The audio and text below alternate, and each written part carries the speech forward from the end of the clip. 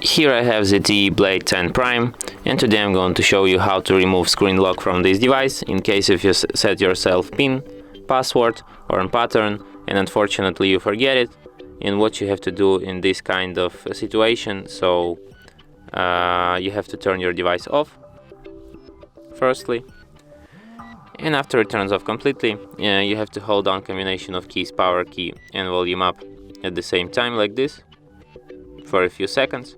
After the screen turns on, you can release power key and keep holding volume up. Then you will enter this kind of menu. Here at this menu you have to use volume keys to navigate to the fifth option, wipe data factory reset, and then select it with power key.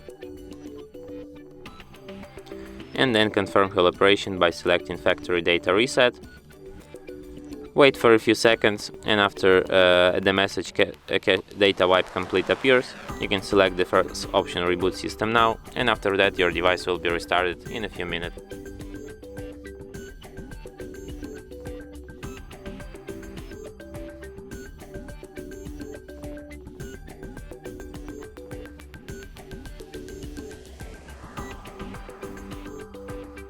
And that's it.